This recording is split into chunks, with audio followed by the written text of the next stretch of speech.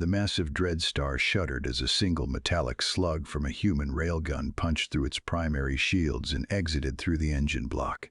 White-hot sparks rained from the ceiling, and the deck tilted beneath Valerius's boots, throwing him against a console.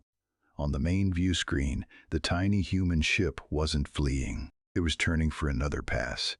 Have you ever wondered if the biggest bully in the room is actually the most vulnerable? Subscribe to follow this collapse of an empire. Now let's see how a single scout ship brought a conqueror to his knees. 14 hours earlier, the air in the Archon's ready room had smelled of ozone and expensive spice. It was a sterile, triumphant scent. Archon Kalen stood before the crystalline star chart, his fingers tracing a path of intended conquest with a gold-plated navigation compass. The instrument was an heirloom, a heavy weight in his palm that represented centuries of hegemony dominance. To him, the galaxy was not a place of mystery, but a ledger waiting to be balanced in blood, which meant the readings were wrong. Valerius watched the Archon's reflection in the glass. The advisor felt a cold prickle of unease as a new signature appeared on the long-range sensors. It was a speck, a mere grain of sand against the backdrop of the Hegemony's 200 warships. "It's unarmed, Archon," Valerius said, his voice echoing in the vast chamber. "A Sol Terrace vessel. They call it the Seeker.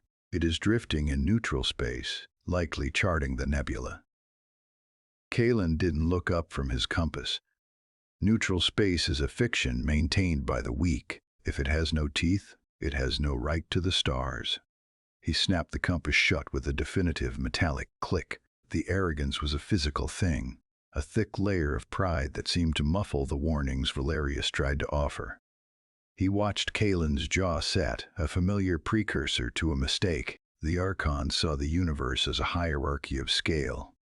In his mind, the bigger the ship, the greater the right to exist. He didn't understand that humans had stopped building for scale decades ago. Beneath the observation deck, the massive engines of the Dreadstar began to thrum. It was a low, predatory growl. "Bring us alongside," Kalen ordered as he stepped onto the bridge. "We will offer them the mercy of a quick surrender before we dismantle their hull for scrap." Valerius took his station, his hands trembling slightly as he pulled up the human ship's profile. It looked like a needle, sleek and silver, lacking the jagged weapon pods and heavy plating of the Hegemony fleet. It looked pathetic. Yet, as the Dreadstar loomed over the scout, a voice crackled through the comms. It wasn't the voice of a man begging for life.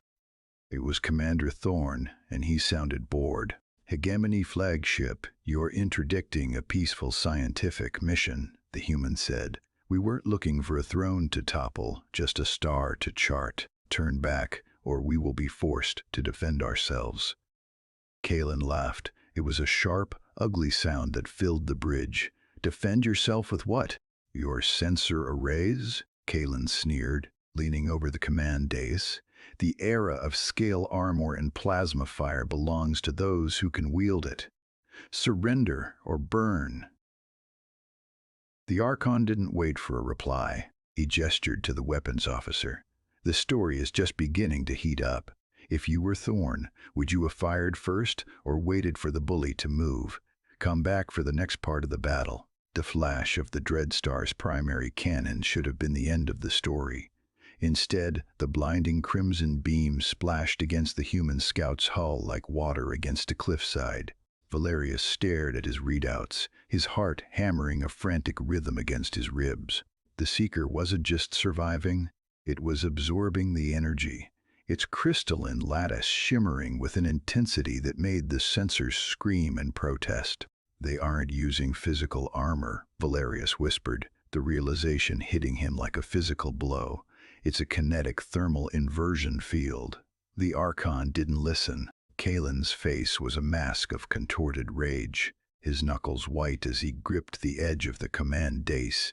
He roared for a second volley, but before the weapons could cycle, the human ship danced.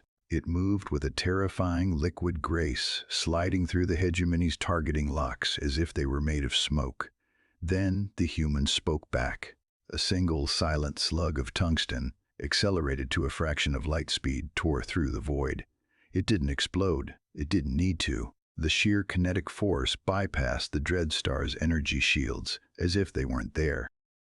The impact was a bone-deep vibration that groaned through the very marrow of the ship. Pride is a heavy cloak to wear when your flagship is a drifting tomb. We're at the turning point now. If you're finding this descent into the shards of Oros as tense as I am, join us for the final stand. We'll be here when the dust settles. Engines are at 12%, the navigation officer screamed over the wail of sirens. Weapon banks 1 through 4 are unresponsive. Follow them, Kalen barked, ignoring the smoke curling from the vents. They are retreating into the shards of Oros. Cowards! They seek to hide in the debris. Valerius looked at the tactical map and felt the blood drain from his face. The shards were a graveyard of shattered moons and high-density aura sensor nightmare. Thorn wasn't hiding. He was leading them into a choke point. As the crippled Dreadstar limped into the jagged field of stone, 2 more signatures flickered into existence. They hadn't jumped in. They had been there the whole time, cold-running their engines among the asteroids. 3 needles now circled the lumbering beast. The ambush was surgical. While the scouts pinned the flagship with precise railgun fire, a human security team used short-range teleports to breach the hull. Valerius heard the rhythmic thud-thud-thud of breaching charges through the floor. He watched the internal security feeds go dark, one by one. Within minutes, the bridge doors hissed open. Thorn didn't come in with a private army. He walked in with 4 technicians and a woman in a high-collared uniform. "Archon, Kalen," the woman said, her voice carrying the weight of a son. "I am High Warden Vane.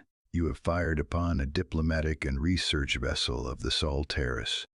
Kalen lunged forward, but a shimmering barrier of light, a portable version of the ship's shield, stopped him cold. He looked past her, out the view screen, and his jaw dropped. A massive Sol Terrace military fleet was dropping out of warp, their ships gleaming like polished silver, outclassing the Hegemony's jagged fleet in every detectable metric. The Hegemony rescue ships that attempted to intervene were not boarded. They were simply erased. The human railguns spoke, and the era of scale armor and plasma fire ended in a heartbeat. Weeks later, the air on Terra Prime was different. It didn't smell like spice or ozone. It smelled of damp earth and growing things. Valerius sat on a stone bench in the shadow of a great oak, watching Kalen stare at a small, circular object in his hands. It was a gold-plated navigation compass. The Archon looked older. The heavy cloak of his rank was gone, replaced by the simple linen of a student. Thorn walked up to them, his footsteps quiet on the grass. He reached out and handed Kalen a second object, a small humming device that projected a map of a star system Kalen had never seen. "The old ways told you where to take," Thorn said softly. "This one shows you where we can go." Kalen looked from the old compass to the new map. He didn't speak. He simply closed his hand over the gift, the metal cool against his palm, and for the first time he didn't look like a conqueror.